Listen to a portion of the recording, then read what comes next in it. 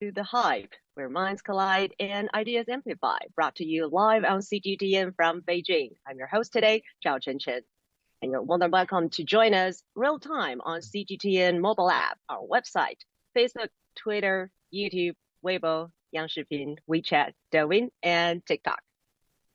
And today we are diving into the global governance of AI artificial intelligence, with a special focus on the insights gathered from this year's World AI Conference in Shanghai.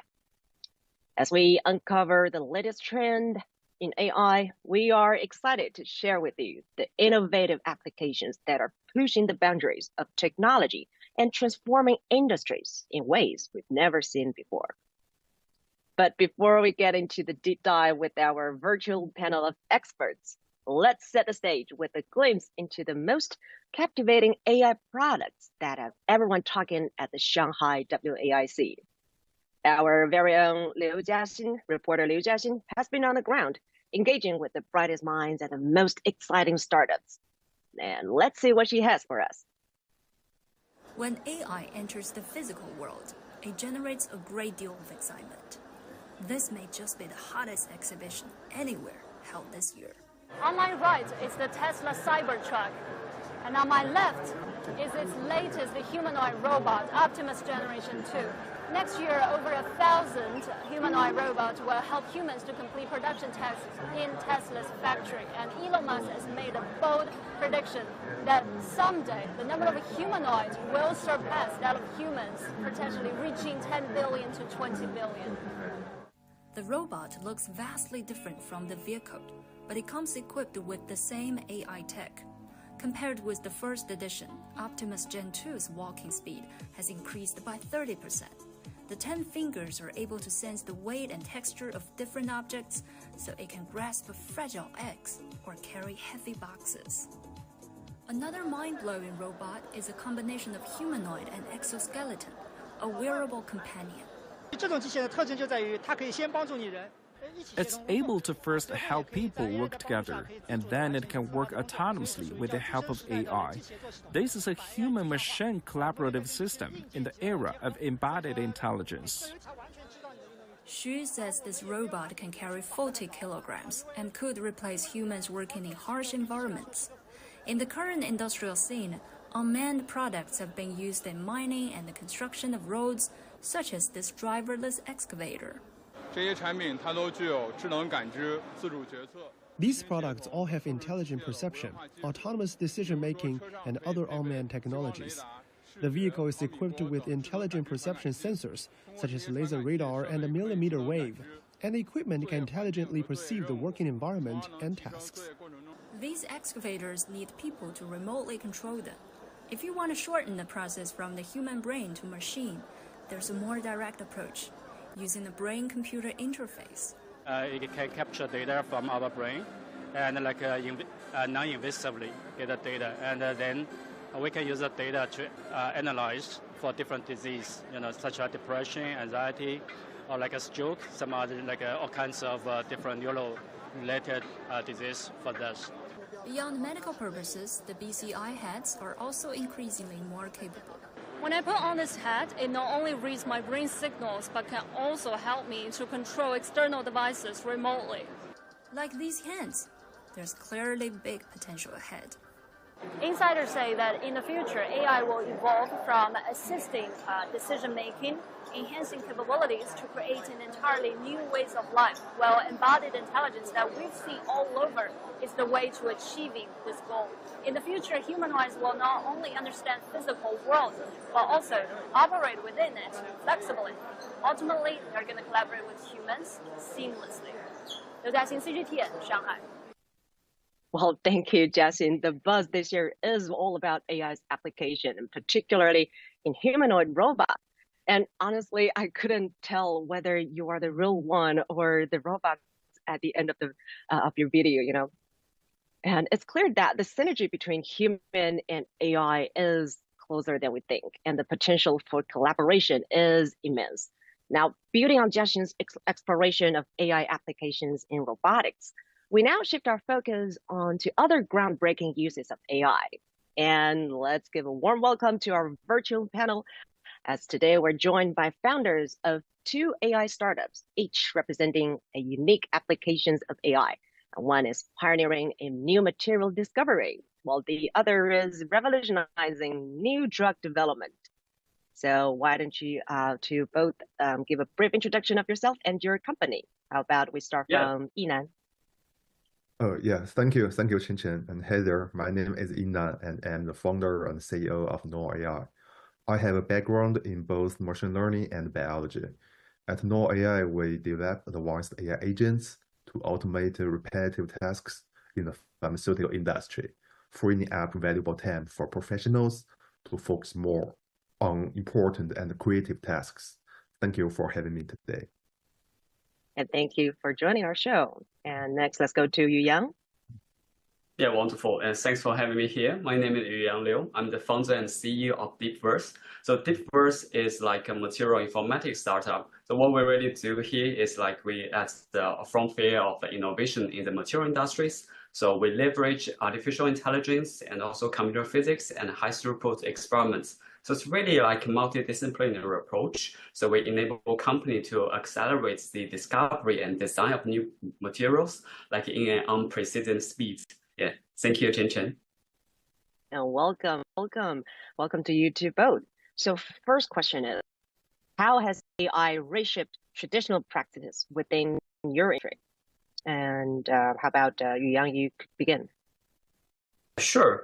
So we do materials. So actually all of us are surrounded by different kinds of materials. And if you look back of like a human civilization, so each human age is marked by the materials. So the Stone Age and first then gave way to the Bronze Age, and then eventually to the Iron and Steel Age. So I think we're now into the information age, where kind of a technology where you see all these fancy technology. They evolved AI conference in Shanghai. But here is like we see there's a balance between the traditional approach and also the transformative tools, just like the AIs, like the scientific discoveries. We have experiments, we have theories, we have computation, and now with AI. So previously materials were very daunting jobs, and people spending ages, years to find the material often come up like accidents. For example, the discovery of Teflon or like sulfide sulfur. It's just like pure by like accidents. So there's lots of time involved, lots of different like trials and errors, which result in a high cost and like not very efficient. So with the AIs, we're now into like a data-driven age. They gradually to speed up the speed to discover new materials, a fraction of the cost and the time. So I think that AI is ready to reshaping the whole discovery materials. I like Yinan have the same feelings. Maybe I just pass like to Yinan's on your points on the medicals. Oh yeah, sure. You can continue. Sure. Well, we are actually leveraging AI to revolutionize drug development from in discovery. AI agents integrated into our all-in-one generative platform, streamline and automate various processes, and significantly speeding up the drug development timeline. At the discovery phase, our AI agents use computational tools and database like AlphaFold, PubMed. We train our AI to search, read, and generate ideas from scientific publications, just function like a human scientist, but faster. This means the AI can go through millions of publications, generate drug discovery ideas, validate them using computational tools, and propose them to human scientists for further investigation. For clinical trials, we optimize trial design, patient recruitment, and data analysis. Our AI-driven tools analyze patient data to identify suitable patients for suitable clinical trials and principal investigators. We also automatically collect and analyze clinical data and protocols to help pharmaceutical companies to improve their clinical trial protocols. And when it comes to regulatory approval, our AI tools assist in compiling and analyzing documentation submissions to ensure data compliance with regulatory standards. Our automated report generation and compliance tools just streamline the preparation of regulatory document, helping to accelerate the drug documentation and the approval submission and review process. And when it comes to the final step, the commercialization phase, our AI agent support business development, strategy, and marketing teams. They conduct market research and sales forecasts in minutes, not in weeks, just like a human team member. This helps bring new drug to market much faster than before. That's fascinating to learn. Yeah. Good. Yeah, it's fascinating to learn from both of you, from Yuyang, that AI is truly accelerating the way we discover new materials and cut costs. Enhance efficiency and cut down costs. Whereas Yinan, what you're doing is like accelerating the whole process of new drug development from the whole pipeline, right? So given that both of your AI applications really rely heavily on data for training the algorithm and models, I wonder any concerns about data privacy, especially in the medical field. Yinan.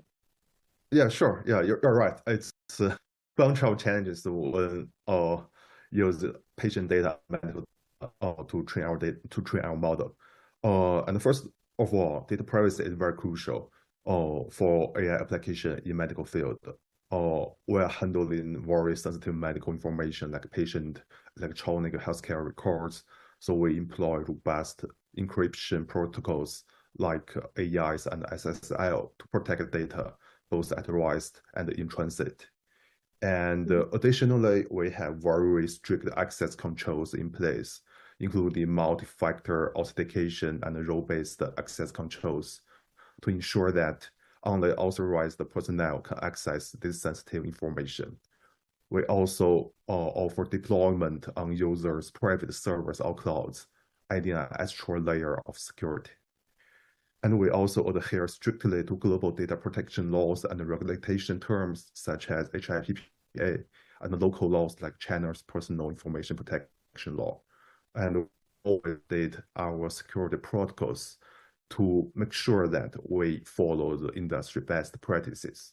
And another big issue, I think, is transparency. AI can often feel like a black box, but when we deal with medical data and medical information, we want our users to know not only the results, but also the process. So to address this, we use explainable AI techniques, providing a very clear, interpretable insights to let our users know how their data are processed and how the results are generated. And we also use lots of computational techniques like data anonymization to protect patient identities. For example, we use algorithms to remove patients and people's name IDs from their data to make sure it's impossible to trace data back to individual patients. Yes, I'm glad that the black box issue of AI has always been brought up over the development process of AI, and I'm glad that we're not only fast forwarding the AI technology, but also developing tools to safeguarding AI, and that's wonderful for what you're doing. How about Yuyang? What are the challenges or hurdles you face when training the models to fit your specific industries, and how are you tackling them? Yeah, thank you. I think for materials or like other types of like science-related fields, it's very challenging because we often know it's challenging for AI to have like data, the algorithm, and the computer resource. But fortunately for us, especially for startups, we are very constrained about our resources. And in the material discovery field or like the materials field, there's very little sparse data we can get. I mean, given the fact that each data you collect, it takes 8 or like years. If you count on the labors you have to put in, the time and the resources you need from the equipment to measure the data. So often the time we are facing in situation, there's no data or very little data. So unfortunately enough, like we are doing like kinds of like in the AI for science fields, even though with very limited resource, we try to, instead of collecting all the data, we help to design strategy to come from 0 to 1. So no data to collect data. So our strategy is like you cannot have all the experimental in the world. But with our approach, we also think like not each data carries the same weight. Some experiments are just more valuable than other experiments. So it's just like we're a matter of like how your design is. We want to maximize your gain, but each time we have to explore the unexplored data points by using less trials and errors with like a more desired in each round, which is called like activity or Bayesian optimization. This is common practice we use in the fields and try to leverage like the humans like statistical knowledge along with the domain expert together, also blend with some of the science inspired. For example, we have physics by neural network. That is like, it's not a completely new science. We already have principles and underlying theories for materials and physics. We use this in combined together with neural network to design like a more clever path to the desired property in shorter amount of time. Yeah. But besides like just Yinan told about his like absolutely amazing work at Noah.AI, it's also like being practiced here at DeepVerse as well with the data privacy guidelines. Yeah, thanks. Awesome. That's awesome. So yeah, I think data scarcity is not only an issue for your specific industry, but a global issue. So I wonder, what's YouTube's perspective on the current AI landscape, both in China and on a global scale? Anyone can start. Yeah. I think it's very fascinating. I mean, we are living in a world, I think, is in both collaborative and competitive environments. I mean, in China, we think China has emerged as like a major player in the AI fields, which we have already attracted like a substantial investment and very thriving ecosystem of tech companies here. And I think the country is making impressive strides in areas such like the computer visions, like the natural language processing and autonomous systems, like also the robots like you see on the WAIC conference. While globally, I think these countries like companies worldwide, they also invest heavily in the AI research and development. It leads to lots of breakthroughs like transforming industries. We have OpenAI US, we have Mistral in Europe, and lots of like Baidu, Minimax, Zhipu, like in China as well, all advancing their large language models. We also think it's like a very diverse ecosystem. I mean, at least from my point of view, as like contribute significantly, like also from like different academia industry, the startups. From like a collaborative environment, we're going to foster like more vibrant environment. That's my just very simple thoughts. Maybe Yinan can add on that.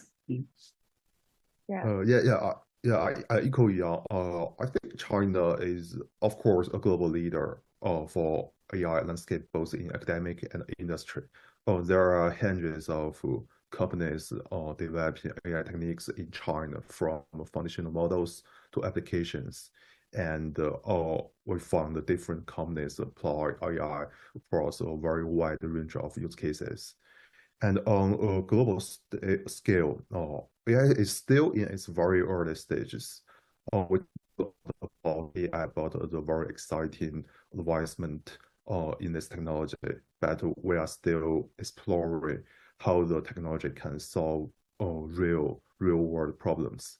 We found different companies are exploring various approaches to push the boundaries of foundation models and adapt them to solve real world problems. But we have to admit that it's in early stage. But the early stage and the chaos and the emergent and dynamic landscape is very positive, because only by lots of companies exploring together, we can find the real use cases and the boundary of this technology and how we apply AI to solve real problems. Yes, indeed. And it's interesting you say that chaos is a sign for during this process. And just like you said, collaboration, global cooperation is the key in this process as well. So yeah, AI development in China is booming. And also early on, you also mentioned, in your specific industry, AI for science is a very specific topic that has been brought up during the summer Davos last month, where I was also there on the ground covering for the event. And at the same time, I was also reminded that there is a still there's still a significant disparity in the development and utilization of such technologies, of AI worldwide. And I'd really like to share with you two, and also our audience, with my own discoveries and what tech executives were talking about in relation to AI at the Summer Davos. Now, let's take a look at that video. Hi there, this is Chenchen, and welcome back to Tech Please. I know it's been a while since the last episode, and if you're wondering why is this episode happening here at the World Economic Forum, or how is tech related to this event? Well, it's actually the 15th annual meeting of the new champions, also known as the Summer Davos, held here in Dalian, Northeast China's Liaoning province. Through roundtables with web's global shapers and chats with the brilliant minds I've met, AI is at the heart of every discussion I've encountered. It's more of how do I adapt to the trend that is coming? How do I leverage GPT models, for example, to create images? It's a frontier technology. And AI tops web's list for 10 emerging technologies of 2024, especially for its integration for scientific research. I think materials have always been a key in terms of finding technological solutions. What's happening now is that with the new types of AI algorithms that we have, that there might be an acceleration of discovering new materials. Being able to sit in the front row and witness the evolution of AI in China is a privilege. However, I'm also reminded that I should not take that for granted. Today, a lot of countries are still unconnected. You have 180 million users in the most popular AI chatbot in the world, but you still have 2.6 billion people in the world that are unconnected. We want to make sure that as we think about that AI transition, we also think about half of the world's population that today doesn't have access to the right technology tools to benefit from that revolution. So it's been a mission of my life to make sure that these countries do not get left behind when it comes to the transition towards an AI revolution. Meanwhile, concerns about the safe development of AI have also been addressed through various dialogues. I think the issues and the concerns are fair, but we need not to forget that the AI is a tool. It's perfect that we have fears. It's great that we can talk about this. It's the most important thing not to close the doors for these discussions, and later we'll find the solutions. As much more people better understand the technology and find the right application, it will be easier for everyone to find a better solution. And key stakeholders are willing to step up to take actions. I think definitely it starts from the top in terms of setting up, a sort of community and governance model, get their own guideline in terms of the usage of this technology and how to protect themselves. And I think especially for big companies need to play a very active role in that, because at the end of the day, it's a whole ecosystem. That ecosystem requires everyone's participation. And I'm grateful to see that discussions promoting for inclusiveness for technology development are happening here in China. Thank you for joining for this episode. Stay tuned for more tech, please. Well, I hope you too enjoyed the video and you all enjoyed it. It was truly an unforgettable experience for me. So apart from the discussion on promoting the inclusiveness of AI, and I also learned that China recently submitted a resolution for enhancing international cooperation in building AI capacity. China's permanent representative to the United Nations, Mr. Fu Cong, presented it to the 78th United Nations General Assembly. And the UN formally adopted this resolution as it garnered the support of over 140 countries and underscores the principles of people-oriented AI. And leveraging the intelligence for good and ensuring that AI benefits humanity. And most importantly, it aims to enhance the representation and voice of the developing countries in global AI governance and contributes towards the UN's 2030 Agenda for Sustainable Development. So all this got me wondering, why is China forwarding this resolution now? And how could this resolution possibly reshape the global landscape for AI development? And what are some of the future actions to be taken in order to address these issues included in the resolutions? So today we're also very fortunate to be able to hear from someone who's been highly involved in promoting AI governance in China and on a global scale. And let's hear more from Zeng Yi, a professor of brain-inspired AI at the Chinese Academy of Sciences, and who's also a member of the UN High-Level Advisory Body on AI. Yeah, I think the resolution is a really key trying concerning what we are lack of at the international scale for artificial intelligence. That is really that the current development of AI is really within several key countries like the United States and China, UK, and several others. But there are almost 200 countries right there. But for the rest, they're not really having enough capacities to actually to power the sustainable development of the society. So in that case, really that we need to push forward the capabilities and capacities of AI to these countries. Right? I think that what we mean by capacity is the core part for this resolution. So it needs data as the infrastructure. So both data and also the algorithms. And since the development of generative AI, this generative AI has been trained mostly, I would say, by using English data. And for us specifically, Chinese data. But you cannot really provide services for the rest of the world by the data translated into different languages, simply because they have their own languages and cultures. So by that means the most advanced AI system now, the data, it's simply very limited in a way of diversities. So I think the Chinese government realized that, and also they don't think that they can do it on their own. So this is why they lead the resolution of the proposal and ask for all the countries to join us for this joint proposal. In addition, we also need computing facilities.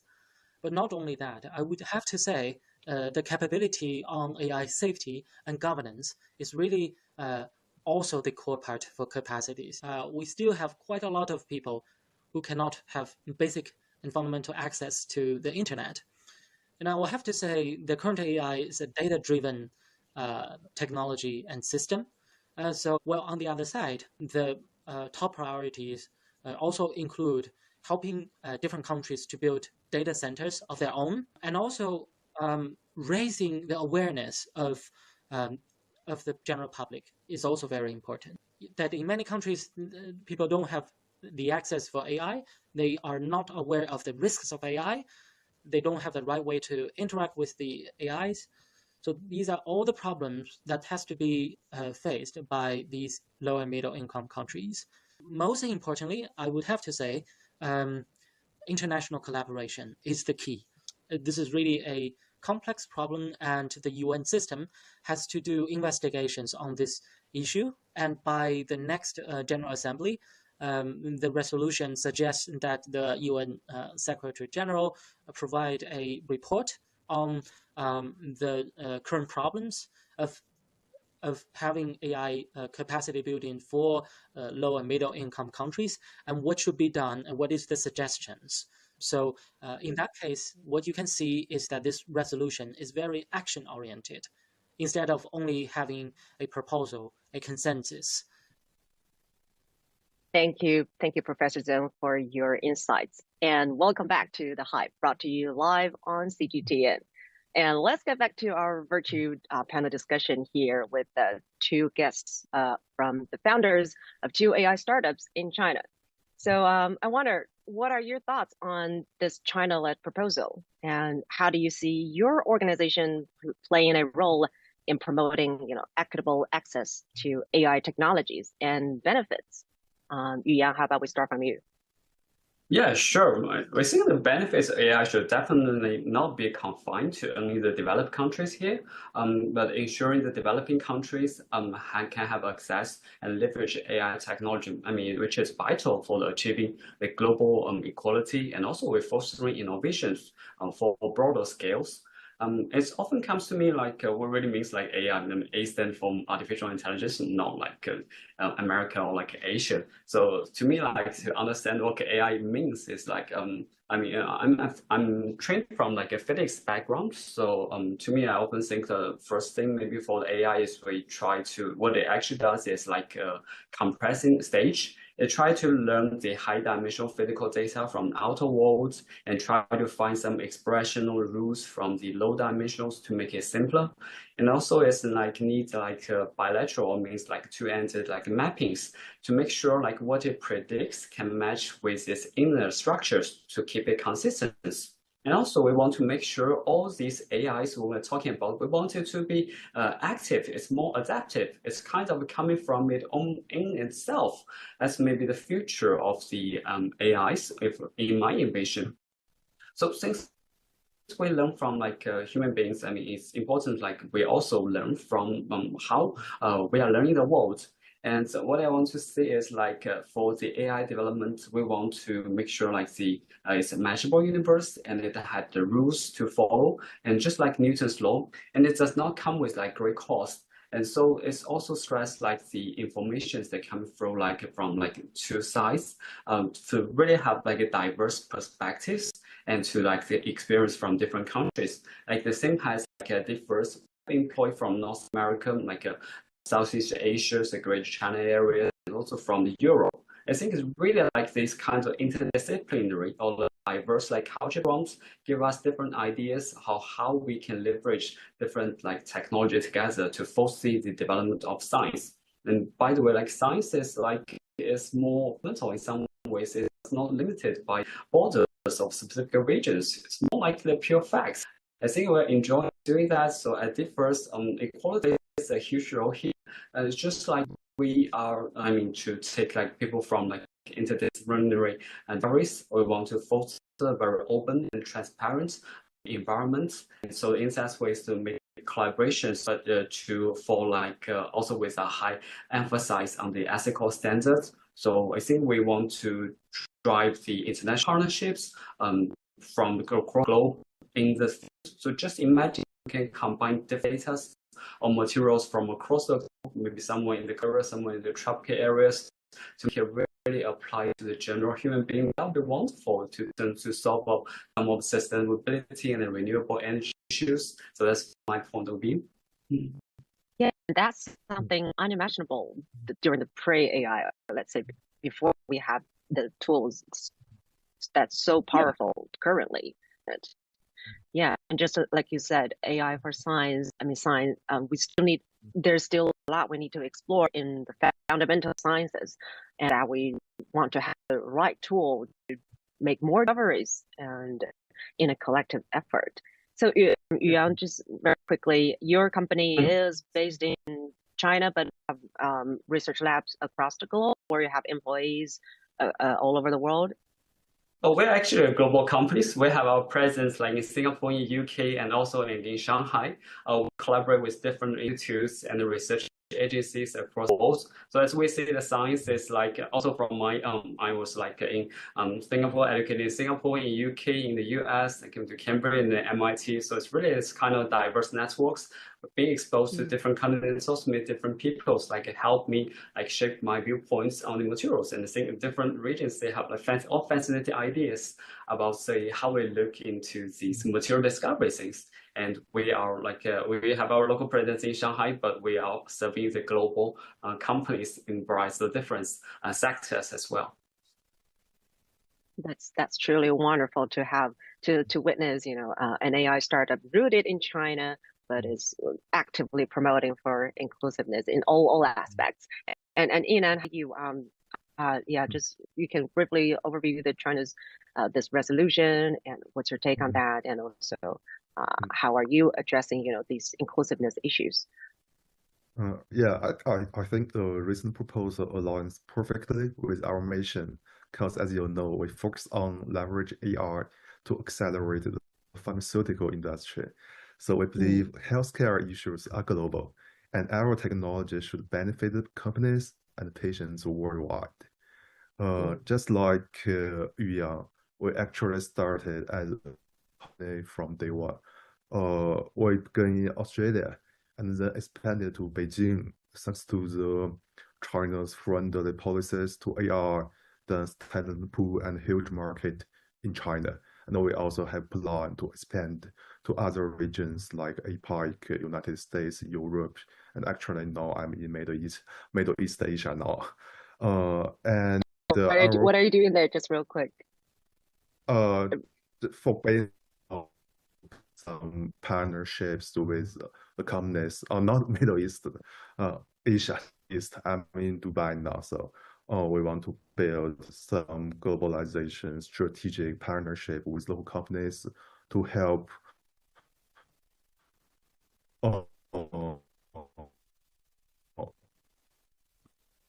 their companies build AI capacity to improve the working efficiency to trade their local. Oh yeah, yeah. Actually, you just prompted me. Could you expand a little bit between, on the two markets or the collaborations between China and Middle East countries? How are these two, find each other collaborating well in terms of drug development and also the two vibrant markets? Could you share us more on that? Oh yeah, it's actually we always very active to find partnerships both in China and abroad. And we send messages, and some people find our messages and our PR news.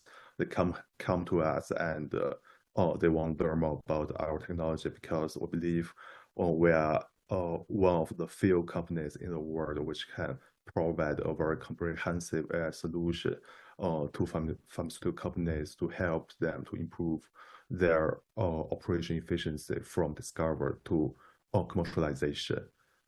With companies in Middle East, they have very large patient pool, but they don't have enough talented people to run their business. So they want to hire AI people, AI agent to help their company build a more experienced talent pool. They want their company can be operated not only by just the human beings, but by a cooperation between human and AI to operate the process of their projects. And what what we do here is we provide our AI solution to them to train their people how to use AI and to teach them how to apply AI correctly to their real use cases. Oh, that's wonderful. So you're not only providing them with the tool for, what your company is this main focus on, which is about new drug development, but you are also providing them the education on how to use the tool rightly. Is that correct? Yes, correct. Actually, because AI is at a very early stage, so we found that for most of our users, we not only provide technology, we also provide some, we call it consulting service. We give them our insights about how our AI technology can really help them. Yes, I think that's also crucially important, and that's also something Professor Zeng also brought up during our pre-interview, that we should not only, in order to enhancing this AI capacity building, we not only need to provide them with the just simply AI technologies, but also the ways of using such tools. So yeah, I think these are crucially important aspects that need to be addressed on going forward. So before we go to the future aspects of your companies, just real quick, I'm very curious, how did you two find these niche applications of AI? How did you two get into these areas? Yinan, how about we start from you? Oh yeah, sure. What inspired me was my experience in the pharmaceutical company. Over the years, I have seen many highly talented individuals spending lots of their time on repetitive tasks, while critical challenges such as curing cancer and improving the accessibility of new treatments often lack the sufficient focus. And for some other companies, it's very hard for them to recruit highly talented people because we need a lot of time to train qualified employees in this industry. So we observed that the emerging AI technology has made it possible to automate these repetitive tasks, and the AI agent just work like a senior professional in the industry, just work like a real human being in the company as a team member. So this inspired me to establish Noah.AI with the goal of creating AI agents that can handle complex and routine tasks, freeing up and help companies to build their talent pool very quickly and deliver more innovative and human-centered drugs more quickly and faster.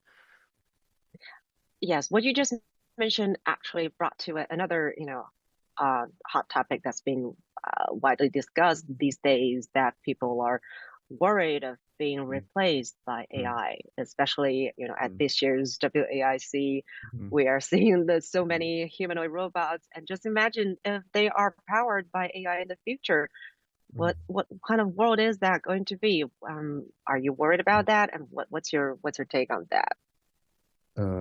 Actually, I'm not worried about it. I think for AI, it's more like an enhancement instead of a replacement.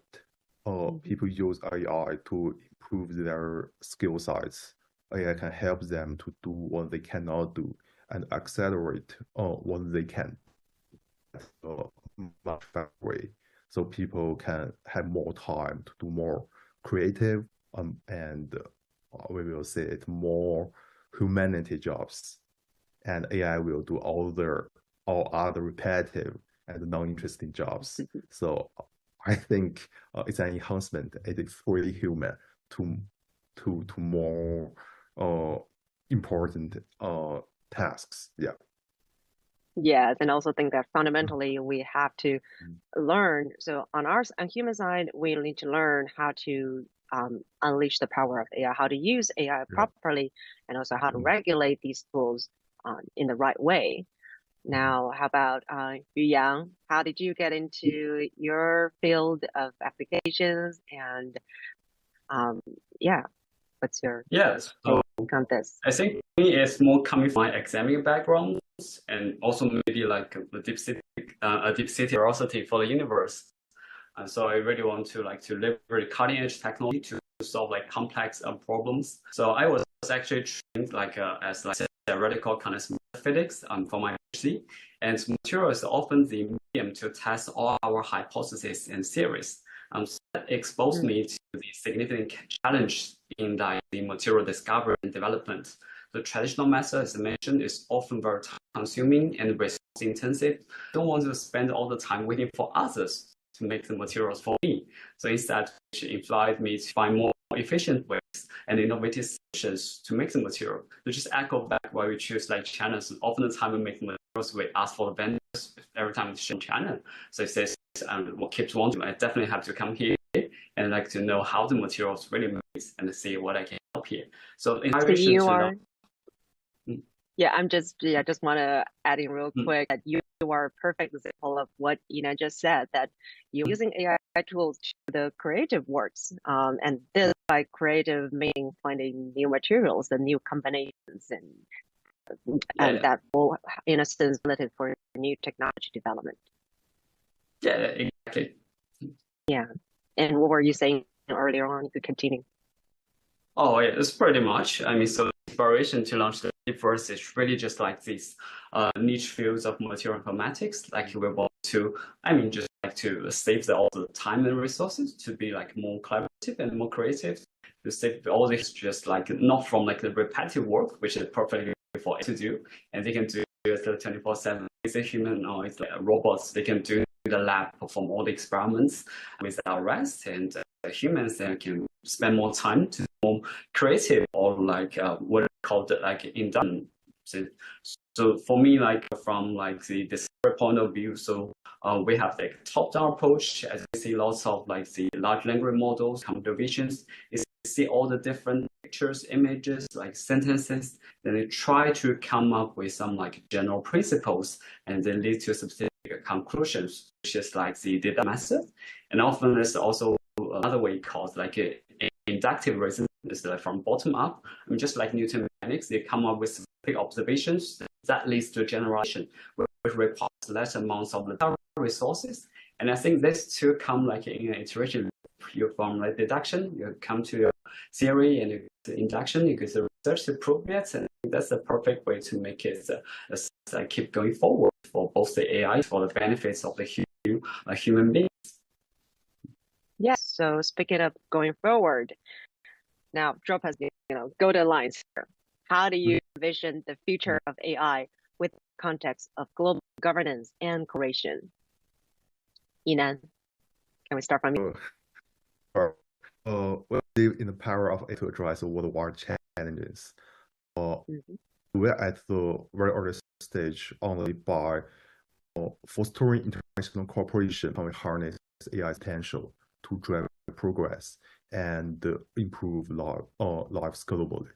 Through cooperation and sharing data and technology, because we found different countries, different regions have their own advantages. Only by the advantage from different regions, AI can work faster and help people find the right applications more quickly. And for our company, we are committed to these goals. We see our roles are facilitators in global AI dialogue, leveraging our international presence to promote equitable access to AI technologies. We want to market and promote our AI technology to all over the world, help people from all the world to build their own AI capacity. And our experience across the markets from Australia to China underscores our dedication to global cooperation. That is truly wonderful. Thank you, Dan. And Yuyang, let's go to you. Yeah, I think it's a very fundamental question. I kept wondering, I mean, even materials we tend to, there are rare time we call material or medicine unethical, good or bad, because I think all these things, even for AI, probably like naturally, it depends on how we feed the data in. So, and then generate it's a good model or a bad model. So, to me, what I think is often the time come like to reinventing a bit theories. I mean, talking about the AIs, the hype of the machine learning. I mean, it's like in the 1960s or 70s, we already have machine learning, but that time it doesn't work out. And until recently, with the advancement of our computer resources, it started to and we see, interestingly, we see some of the phenomena. To my point of view, is we reinventing the same kind of theory. For example, like from like text to image, we have the denoising diffusion algorithms. It looks amazing, but like mathematicians have less Laplace operators like 200 years ago, and the physics kind of reinvent to be the Langevin dynamics like 100 years ago. It somehow is like the computers make it more scalable and more efficient. And I think for the rules of like scientific discovery, so all the new ideas will be renovated. It's like interesting, but if we look along, there might be like even better series. And from now, what we have from the testing or from the engineering math probably may not be good enough. But as long as like we keep on pushing from like the from like a very well like regulations or the how to say this more transparent and like accountable ethical implications for the international bodies like the UNs, it will be play a vital role facilitating this decisions. And for me, like not worry about like AIs to like replace all the abuse. It's probably just like infantry age, but it's probably is very crucial at the beginning age. We really enforce very well sorted things to governance to see how it grows. Probably that's our only chance to change something in the beginning. Afterwards, if it keeps evolving, probably there's very little chance for us to get it bent and like make it AI for good. And I just want to echo like back to Google's idea. So don't be evil. I think that's the whole principles to do these things, not be hinged by like political other issues. Thanks. Yes, indeed. AI for good and don't be evil. This whole new AI boom is truly transforming our lives to a new page. But again, like you two said, we're only at the beginning stage, and we really need to create and to foster a safe environment for fast forwarding this development process. Well, thank you so much for your insights. And of course, a big thank you to our viewers for tuning in. And that's a wrap for this episode of The Hype, where minds collide and ideas amplify. And thank you for joining us. This is Chenchen from CGTN. See you next time. Yeah, thanks. Thank you.